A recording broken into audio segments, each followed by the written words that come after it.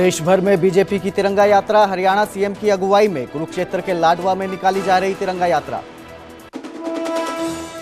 जासूसी के आरोप में कैथल से नौजवान गिरफ्तार। आईएसआई को फौज से जुड़ी जानकारी देने के आरोप।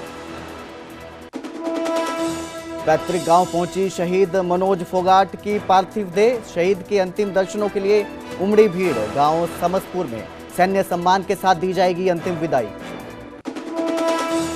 जींद में अतिक्रमण हटाने पर बवाल। एसडीओ पर भड़के डिप्टी स्पीकर कृष्ण मिड्ढा। बीच बाजार सबके सामने लगाई फटकार।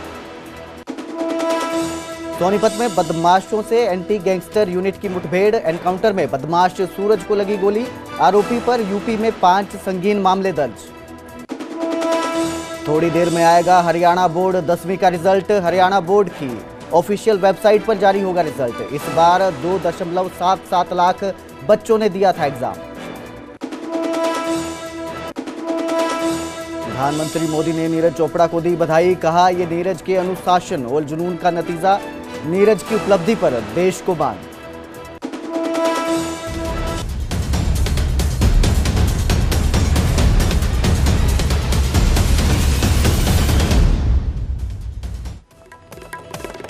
नमस्कार, स्वागत है न्यूज 18 पंजाब हरियाणा में। मैं कुलदीप भारद्वाज हाजिर हूं देश और प्रदेश की सभी जरूरी खबरों के साथ। बुलेटिन की शुरुआत करेंगे देश भर में निकाली जा रही बीजेपी की तिरंगा यात्रा के साथ। अब कुरुक्षेत्र में लाडवा में जो है तिरंगा यात्रा निकाली जा रही है हरियाणा सीएम नायब सिंह सैनी की अगुवाई में। तो उधर चरखी दादरी में शहीद मनोज फोगाट की पार्थिव देह जो है उनके गांव पहुंची है।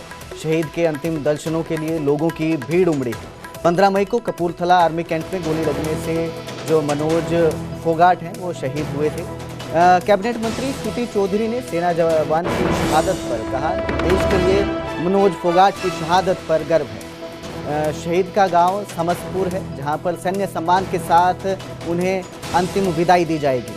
तो चरखी दादरी के पैतृक गांव में शहीद की पार्थिव देह जो है वो पहुंच चुकी है, जहां पर अब उनके गांव समसपुर में सैन्य सम्मान के साथ उन्हें अंतिम विदाई दी जाएगी।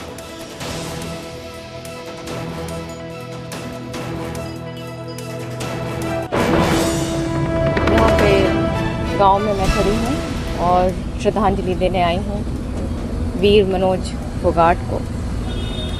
और भारत का हमारा बहादुर भाई बेटा था और सेना पे हम सबको बहुत गर्व है।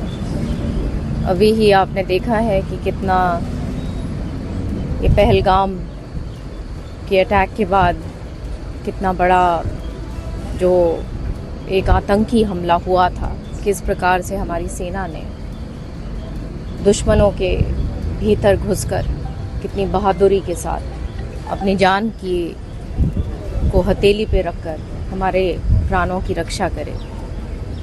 तो श्रद्धांजलि मैं अर्पित करती हूँ मनोज को और उनके तमाम परिवार को। परमात्मा इस दुखित घड़ी में उनको हिम्मत दें।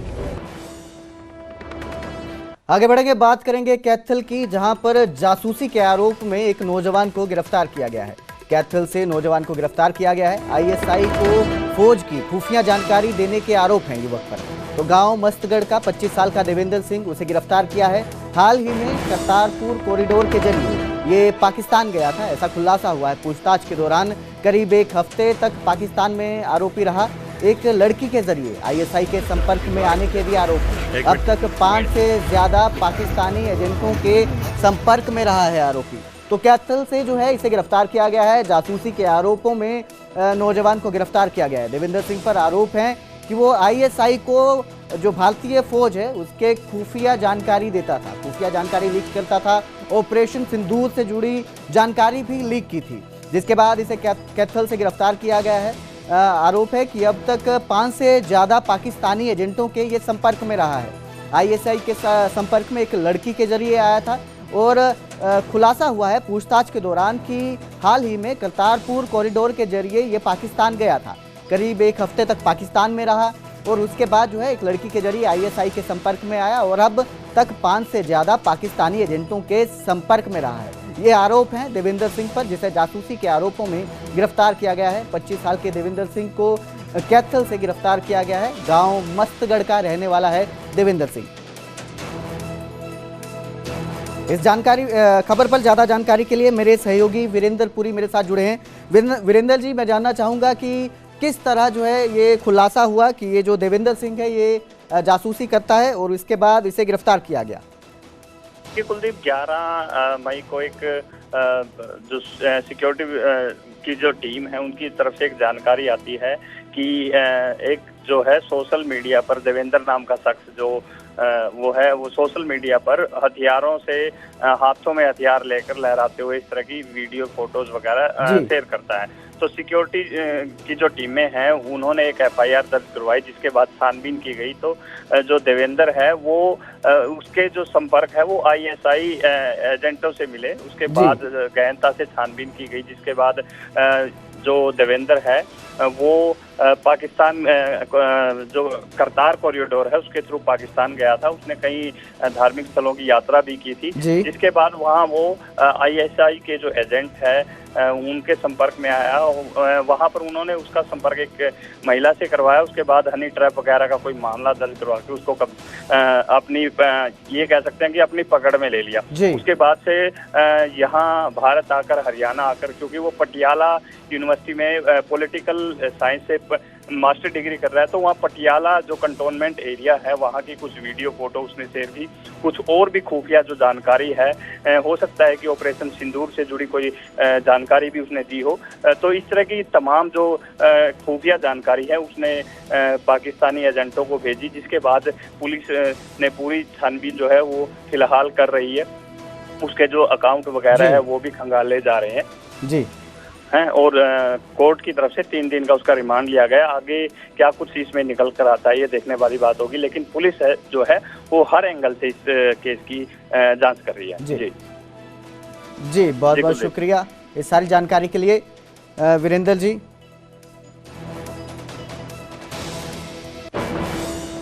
यह जासूस सोशल मीडिया पर एक पोस्ट शेयर की थी इसने हथियार के साथ, जिसके आधार पर हमारे स्पेशल डिटेक्टिव स्टाफ ने इसको हिरासत में लेकर के पूछताछ की गई। और उस पूछताछ के दौरान इसने बताया कि वह पाकिस्तान गया था और वहाँ पाकिस्तान के लोगों के संपर्क में आया, और उन लोगों के संपर्क में आने के बाद ये आईएसआई खुफिया एजेंसी पाकिस्तान के जो उसके संपर्क में आया, वो उनके झांसी में आकर के भारत पाकिस्तान युद्ध के समय जो ऑपरेशन सिंदूर चल रहा है उसकी जानकारियाँ देता था, और जिसके कारण ही इसके खिलाफ ऑफिशियल सीक्रेट एक्ट और देशद्रोह का पर्चा दर्ज करके तफ्तीश की जा रही है। ये सोशल मीडिया पर जो पोस्ट शेयर की थी उसके आधार पर इसका एड्रेस और ढूंढ करके फिर हिरासत में लिया गया। उधर जींद में अतिक्रमण हटाने पर बवाल हो गया। रोते बिलखते लोगों को देखकर विधायक एसडीओ पर भड़क गए। डिप्टी स्पीकर कृष्ण मिड्ढा जो हैं वो एसडीओ पर भड़के और बीच बाजार सबके सामने उन्हें फटकार लगा दी। दीवान खाना मार्केट में अवैध रेहड़ियों को हटाने पर यह लताड़ लगाई है। डिप्टी स्पीकर ने एसडीओ को जमीन पर बिठा दिया। लोगों ने एसडीओ पर बिना नोटिस दिए अतिक्रमण हटाने के आरोप लगाए हैं। तो अतिक्रमण हटाने पर यह सारा बवाल हुआ है। एसडीओ को जो है जो डिप्टी स्पीकर है विधानसभा के कृष्ण मिड्ढा, उन्होंने बीच बाजार सबके सामने फटकार लगाई है। आरोप है कि उन्होंने बिना नोटिस दिए जो है वो अतिक्रमण हटाया। बिना नोटिस दिए जो वहाँ पे रेहड़ियाँ लगाते हैं उन्हें हटवा दिया। जिसके बाद जो है रोते बिलखते लोगों को देखकर जो विधायक हैं, डिप्टी स्पीकर है विधानसभा के कृष्ण मिड्ढा, उनका गुस्सा फूट पड़ा। दादागिरी दिखा रहे हैं यहाँ पे, बात भी नहीं करेगी, दादागिरी दिखाने का शौक है।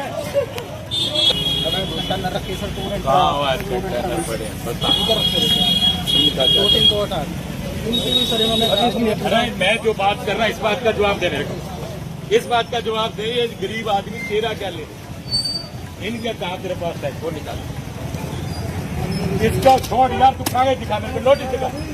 तेरे पास क्या अधिकार है इस बात का कि गरीब आदमियों को इतनी हसीने दिखे, ये बता मेरे को। इनका नोटिस दिखा, कहाँ लगाया तो दुकानें तोड़ेगा, गरीबों के बर्तन तोड़ेगा, तो गरीबों की जूतियां उठाएगा, तो क्या करें। तो इस खबर पर ज्यादा जानकारी के लिए मेरे सहयोगी वीरेंद्र मेरे साथ जुड़े हैं। वीरेंद्र, क्या ये मामला है जो विधायक जो है जो उनका गुस्सा फूटा है एसडीओ पर, क्या पूरा मामला, क्या अपडेट इसमें? पूरा मामला जींद शहर का है, दीवान खाना मार्केट का है, जहां स्थानीय दुकानदारों ने हरियाणा शहरी विकास प्राधिकरण में शिकायत दी थी कि कुछ लोग खुले में यहाँ पर तख्त लगाकर या फिर अपना खुद का एक टेम्परेरी वहाँ पर साइट लगाकर वहाँ पर सामान बेच रहे हैं, खुले में सामान बेच रहे हैं, कोई अप्रूवल नहीं है, कोई दुकान नहीं है और किसी तरह की उनके पास परमिशन नहीं है।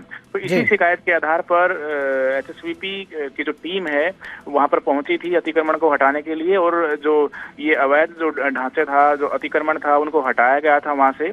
काफी दुकानदार हैं, 30 के करीब वहाँ पर दुकानदार थे, तो सबका जो है वहाँ पर जो अतिक्रमण वहाँ पर किया हुआ था उसको हटाया गया था। इसी बात को लेकर ये जो भी पीड़ित दुकानदार थे, छोटे छोटे दुकानदार हैं, वो विधायक भी हैं स्थानीय, यहाँ पर जो डिप्टी स्पीकर हैं कृष्ण मिड्डा, उनके पास गुहार को लगाने के लिए पहुंचे थे और उसी आधार पर कृष्ण मिड्डा जब दीवानखाना मार्केट में पहुंचे तो उन्होंने अधिकारियों को मौके पर बुलाया और आप वीडियो में साफ तौर पर देख सकते हैं कि जो एसडीओ हैं तरुण, उनको उनका हाथ पकड़कर किस तरह से रोड पर घुमाया, बहुत उनके साथ बदतमीजी की, बहुत बदसलूकी उनके साथ की और अंत में आखिर में उनको जमीन पर बैठाया, उनकी पूरी टीम को जमीन पर बैठाया और बहुत उनको कह सकते हैं कि एक तरीके से उनके ऊपर जो है उनको डांट उस तरीके से लगाई, जिसके बाद अधिकारियों में रोष है। हालांकि अधिकारी अभी तक इस मामले में बोलने से बच रहे हैं और किसी प्रकार की भी जो है प्रतिक्रिया देने से बच रहे हैं। पूरे मामले के बाद हालांकि जो कांग्रेस की एमपी है सिरसा से कुमारी शैलजा और हिसार से सांसद जयप्रकाश, ये सब भी जो है उन्होंने कड़ी प्रतिक्रिया दी है कि इस प्रकार से अधिकारियों की प्रताड़ना करना, इस प्रकार से अधिकारियों को सरेआम धमकाना ये ठीक नहीं है, ये जायज नहीं है। एक बहुत बहुत शुक्रिया इस तमाम जानकारी के लिए जिंदल जी, हमारे साथ जुड़ने के लिए शुक्रिया।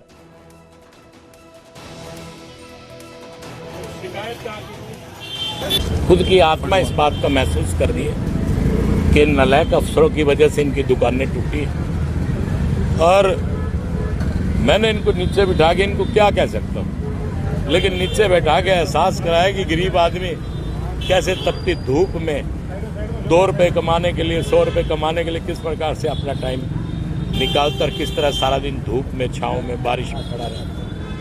मतलब एक बुजुर्ग माता जो मेरी माँ से उम्र की होगी और वो थोड़ा सा पैसा कमाने के लिए बेचारी को अपने पोते पोतियों का पेट पालने के लिए उसकी मजबूरी है, जो सड़क पे बैठ के अपना गुजारा करिए। नालायक अफसरों ने सारे के सारे ये शेड तोड़ने का काम करे। मैं दिल से दुखी, ऐसा नहीं होना चाहिए जो इन नालायक अफसरों की वजह से ये हुआ गरीबों का। लेकिन मैं इन जितने 20-25 दुकानदार ये बता रहे हैं, सबकी दुकानें और ये सब अपने ही पैसे से जैसे भी होगा इनका ये कराने का काम करूँगा।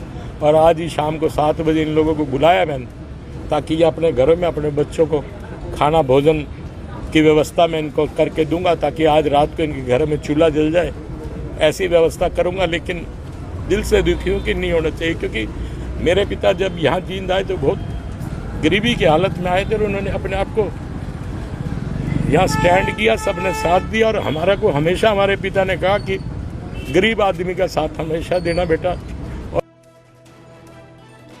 उधर इनेलो चीफ अभय चौटाला का जेजीपी पर तीखा हमला सामने आया। अजय चौटाला पर उनका गुस्सा फूटा। उन्होंने कहा, अभय चौटाला ने अजय चौटाला को लेकर कहा कि वो उनके चौक पर मर्डर केस के आरोपी से आमना सामना हुआ।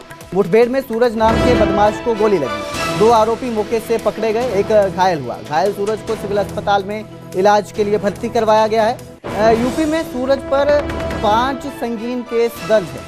पुलिस ने आरोपी से अवैध हथियार भी बरामद किया। तो बहालगढ़ थाना क्षेत्र में देर रात ये ऑपरेशन चला। मौके पर पहुंची पुलिस के आला अधिकारी जो हैं, उन्होंने हिरासत में लिए आरोपियों से पूछताछ की और पूछताछ जारी है।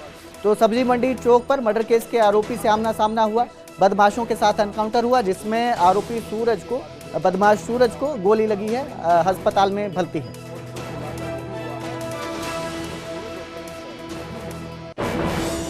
सोनीपत शहर के सब्जी मंडी चौक पर राहुल और उसके साथी पर ताबड़तोड़ फायरिंग की गई थी। अज्ञात बदमाशों पर मामला दर्ज हुआ था।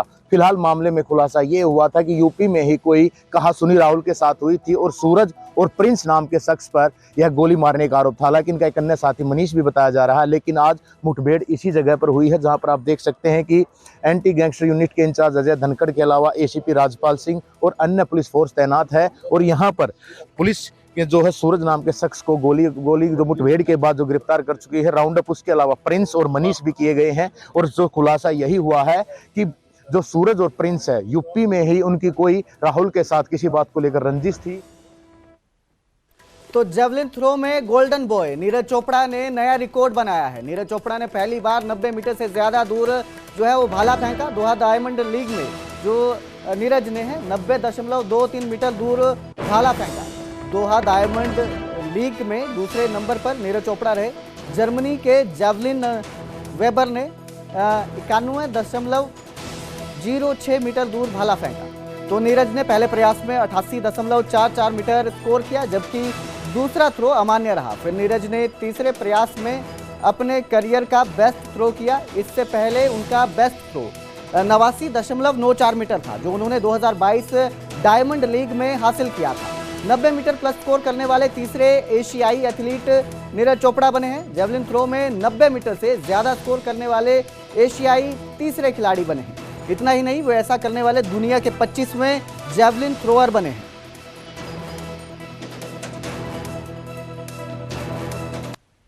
तो नीरज चोपड़ा की इस कामयाबी पर पीएम मोदी ने भी जो है उन्हें बधाई दी। प्लेटफॉर्म एक्स पर पोस्ट कर नीरज को बधाई दी। पीएम ने लिखा, शानदार उपलब्धि। दोहा डायमंड लीग 2025 में 90 मीटर का आंकड़ा पार करने और अपना सर्वश्रेष्ठ व्यक्तिगत थ्रो हासिल करने के लिए नीरज चोपड़ा को बधाई। ये उनके अथक समर्पण, अनुशासन और जुनून का नतीजा है। भारत को खुशी और गर्व है।